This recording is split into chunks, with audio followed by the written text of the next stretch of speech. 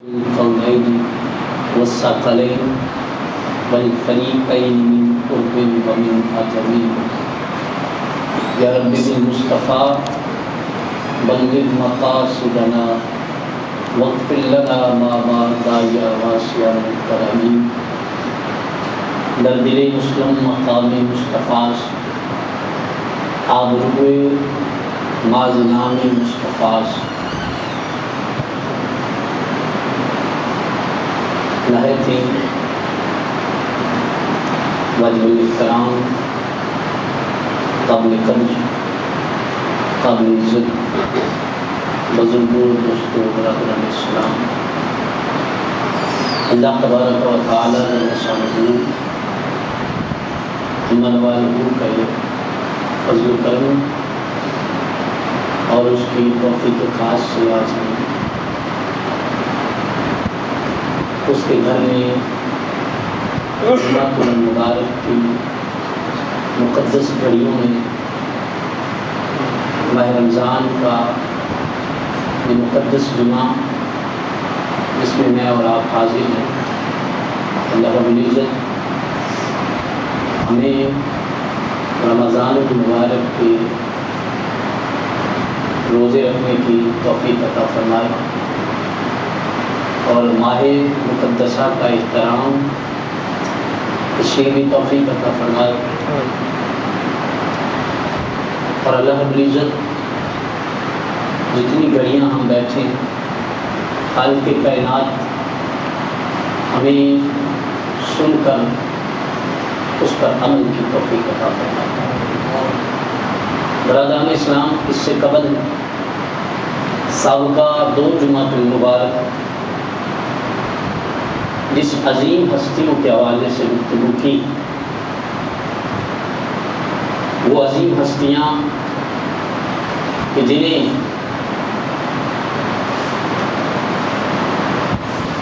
نبی کریم صلی اللہ علیہ وسلم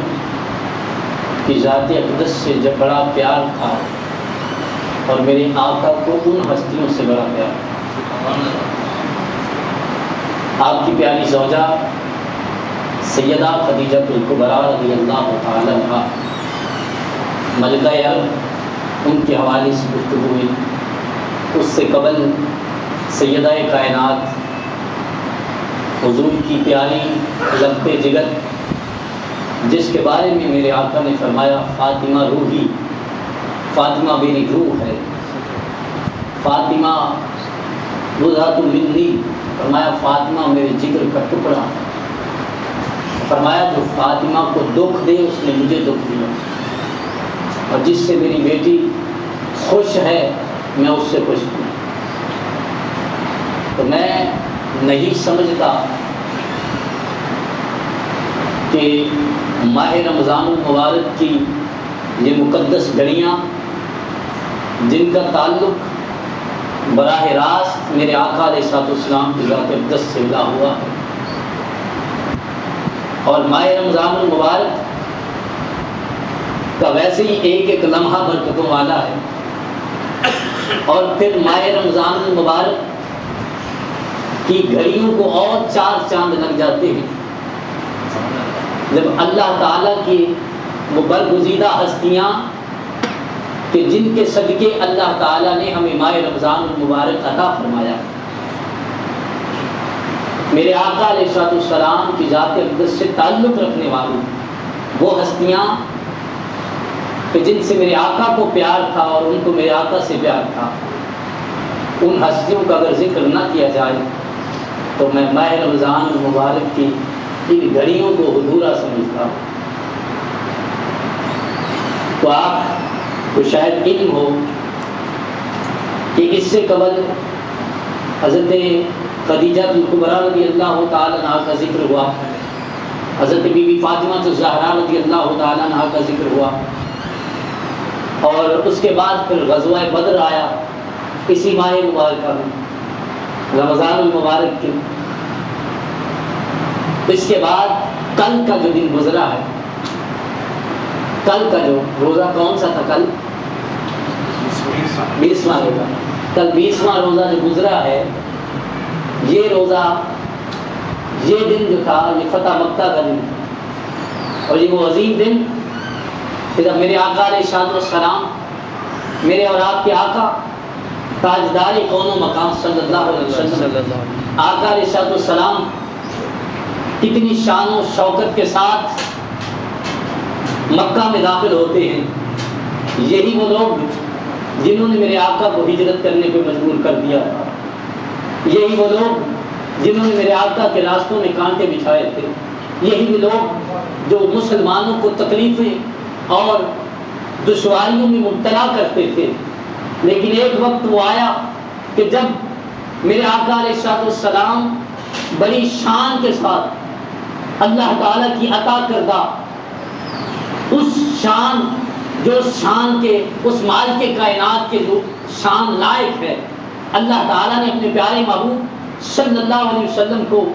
وہ مقام اور وہ شان عطا کی کہ پیارے محبوب یہی وہ لوگ تھے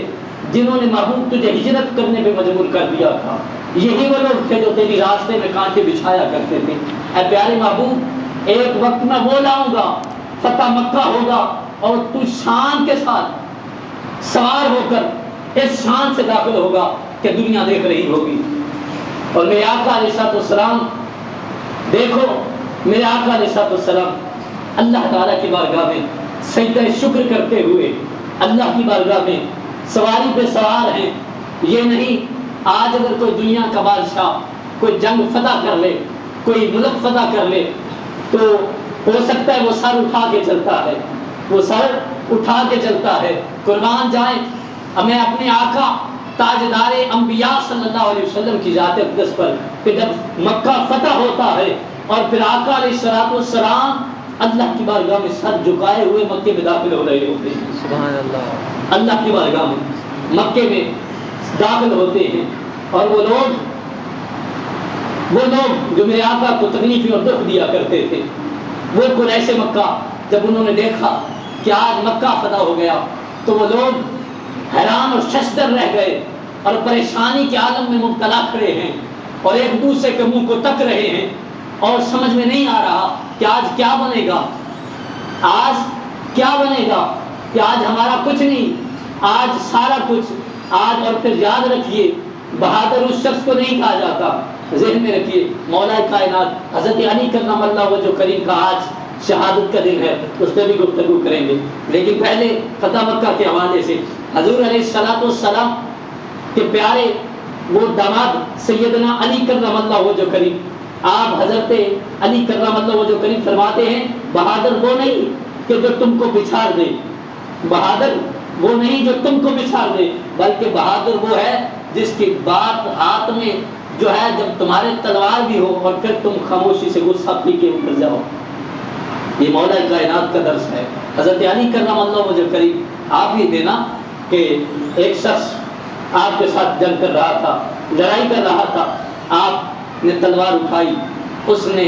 جب آپ نے اس کو نیچے گرا لیا اور اوپر چڑھ کے بیٹھ گئے، اس کو قتل کرنے لگے، واصل جہنم کرنے لگے، تو اس نے آپ کے منہ مبارک پر تھوک دیا تھا۔ تو آپ نے کہا، آپ نیچے اتر گئے، اس نے کہا آپ کیوں نہیں مارتے؟ کہا پہلے میں اس مالک کی رضا کے لیے لڑ رہا تھا، اب یہ میرا ذاتی معاملہ ہے،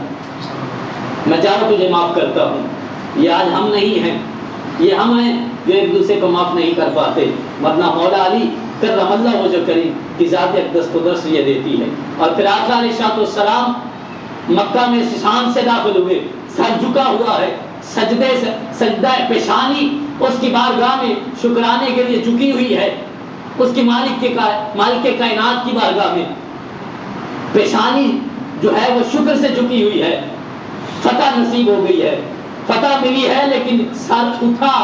اس کی بارگاہ میں نہیں جھکا ہوا ہے۔ اور یہی میرے آقا کی بارگاہ کا درس دیتا ہے، بارگاہ یہی درس دیتی ہے کہ لوگوں اگر تمہیں فتح نصیب ہوتی ہے، کامیابی نصیب ہوتی ہے، تو سر کو اٹھا کے نہ چلو، بلکہ اللہ کی بارگاہ میں سجدہ شکر ادا کر کے چلو۔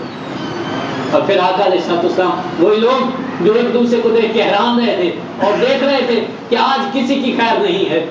آج کسی کی خیر نہیں، آج کوئی بچے گا نہیں، تو اس وقت میرے آقا علیہ الصلوۃ والسلام نے فرمایا بتاؤ اہل مکہ آج تمہارا کیا حال ہوگا، آج تمہارا کیا حال ہوگا۔ تو اس وقت یاد رکھو وہ بادشاہ، اصل بادشاہ وہ ہے جس کے ہاتھ میں تلوار بھی ہو، طاقت بھی ہو، پھر بھی وہ دشمن کو معاف کر دے۔ بادشاہ تو وہ ہے، بادشاہ تو وہ ہے، بادشاہ وہ نہیں جو بدلہ لے کے باہر نکلے، بادشاہ وہ نہیں جو بدلہ لے کے آ جائے۔ نہیں، کہا، فرمایا، کہا تمہیں کیا مجھ سے امید ہے؟ لوگوں نے کہا، قریش مکہ نے کہا آپ کو اللہ تعالیٰ نے وما ارسلناک الا رحمۃ للعالمین بنا کے بھیجا ہے۔ آپ کی تو شان یہ ہے کہ آپ رحمت للعالمین ہیں۔ میرے آقا نے فرمایا لا تثریب علیکم اليوم، جاؤ آج کے دن تم پر کوئی پوچھ گچھ نہیں ہے، جاؤ آج میں تمہارے ساتھ وہ سلوک کرتا ہوں جو حضرت یوسف علیہ السلام نے اپنے بھائیوں سے کیا تھا، جو حضرت یوسف علیہ السلام نے اپنے بھائیوں سے کیا تھا۔ فرمایا جاؤ آج میں تم سب کو معافی مل جائے، جاؤ سب کو معاف کر دیا۔ یہی میرے آقا کی زندگی مطالعہ یہی درس دیتی ہے۔ آج کا یہ مقدس جمعہ جو سیدنا علی کرم اللہ وجہ کریم، داماد مصطفیٰ صلی اللہ علیہ وسلم، حضرت علی کرم اللہ وجہ کریم کے حوالے سے گفتگو کرنا چاہ رہے ہیں، اور وہ عظیم ہستی کہ جن کو آقا علیہ السلام نے خیبر میں جھنڈا تھما دیا، خیبر میں درہ خیبر کو اٹھا کر جس نے ایک طرف رکھ دیا۔ کسی نے کیا خوب کہا ہے کہ علی و فاطمہ شبیر و شبر، محمد پاک دے انوار واہ واہ۔ میرے آقا علیہ السلام کے یہ انوار ہیں، اور آقا علیہ السلام کو ان سے پیار ہے، ان کو آقا سے پیار ہے، اور آقا علیہ السلام ان کو چادر میں لپیٹ کر فرماتے مولا میں ان سے محبت کرتا ہوں تو ان سے محبت کر، اور مولا جو ان سے پیار کرے تو ان سے بھی پیار کر۔ یہ کسی ایک فرقے یا کسی ایک گروہ کی ذمہ داری نہیں کہ وہی حضرت علی کا ذکر کریں۔ حضرت علی صرف اسی کے نہیں ہیں، حضرت علی ہمارے بھی ہیں،